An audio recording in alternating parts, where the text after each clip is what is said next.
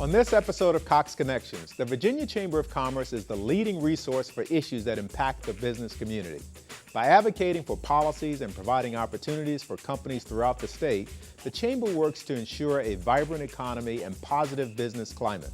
You'll hear from the President and CEO about what the Virginia Chamber of Commerce is doing now to help you grow your business. Available in public schools throughout South Hampton Roads, the Access College Foundation has been helping students pursue a college education for more than 20 years. Learn about all the programs that Access has to offer and how this organization helps students with every aspect of the college process. Because the population we serve is so diverse, we are always looking for ways to provide programming that appeal to a variety of people. That's why we're excited to tell you that we've added more international channels to our video services. Find out which channels we've expanded and what other international channels are being added. Stay tuned. Cox Connections is next.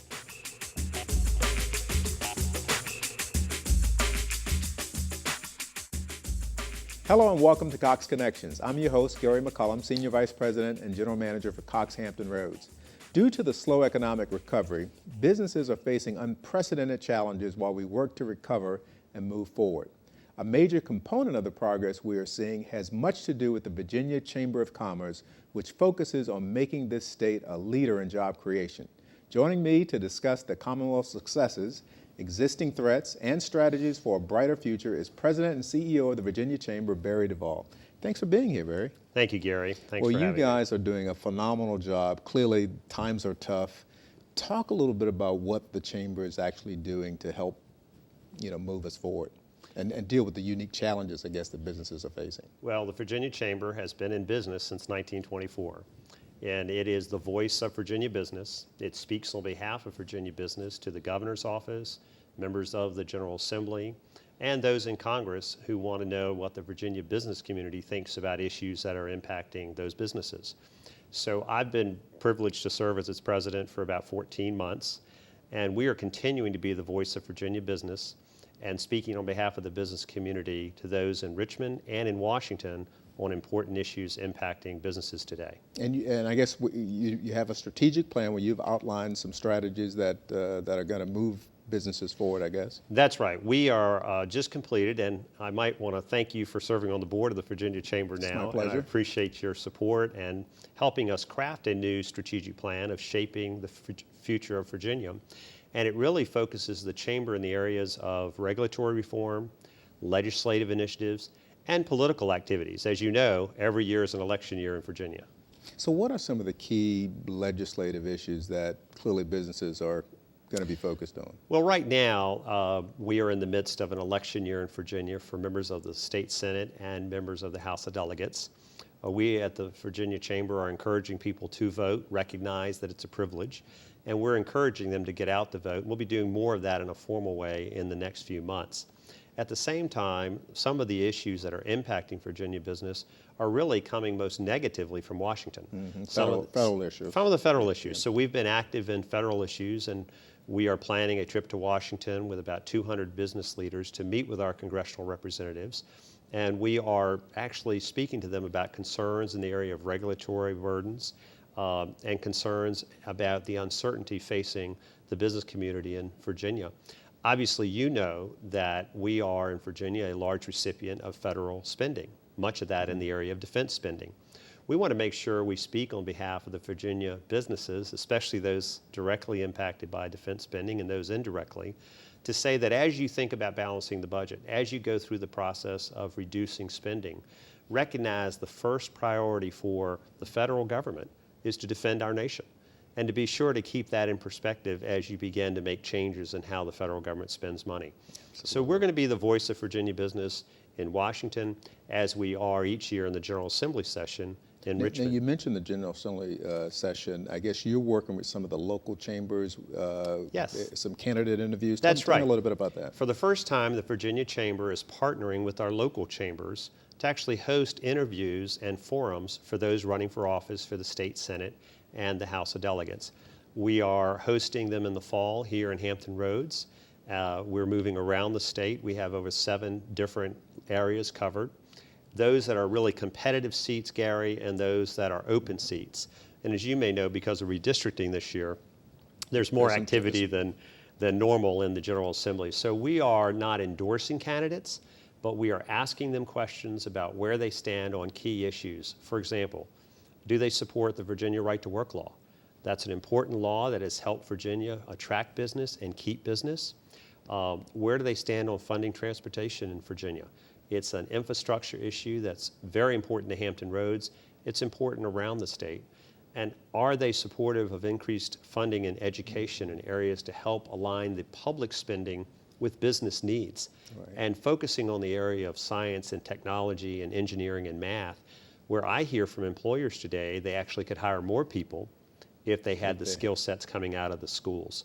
So we are asking questions of those candidates running for office, partnering with our local chambers about the plans for these candidates to support these important principles of Virginia business. Let me go back and talk about, again, some of the programmatic things that you're doing to Sure. help businesses move forward. I guess there are a number of events that the Chamber is sponsoring or will be sponsoring. That's right. That are designed to help businesses. In addition to actually calling on the governor's office and working with his policy office and members of the legislature, the Virginia Chamber is also known for hosting statewide events on important competitive issues impacting businesses. For example, June 9th, we held an event in Richmond, had over 550 business people participate, focused on healthcare in Virginia.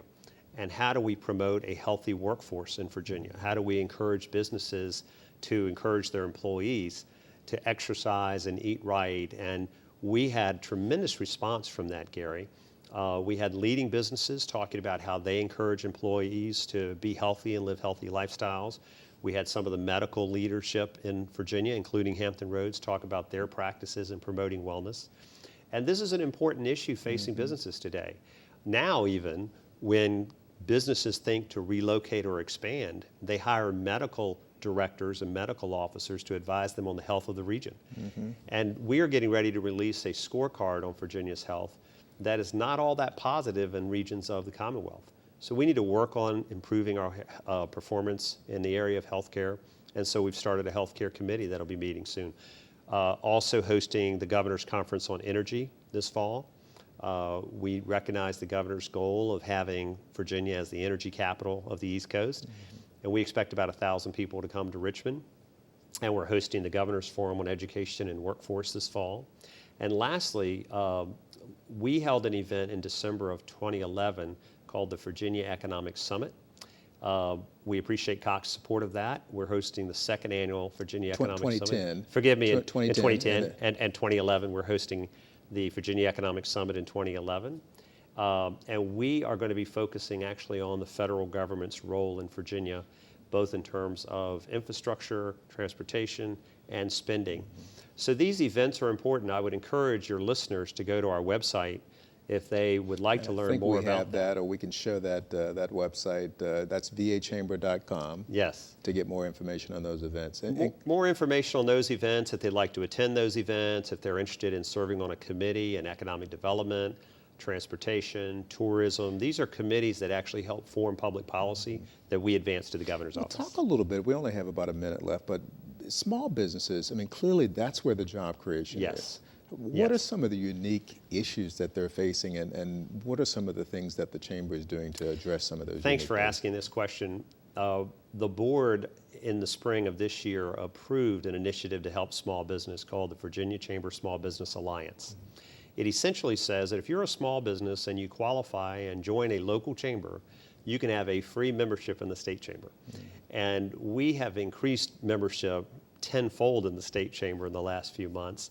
And because so many small businesses want to receive the information we can provide them. Access to capital, Department of Business Assistance programs that can help them with access to capital, developing their business plans, and understanding what the issues are in terms of regulatory compliance that they need to be thinking about. Again, large businesses have human resource directors, they have medical officers, and they have areas of experts in tax and legal matters. Small businesses, they do it all. Yeah. I was a small business person, had a family business with my father for years, and while I might have been president and CEO, I had to wear many hats. Small businesses need that help, and so the Virginia Chamber is reaching out.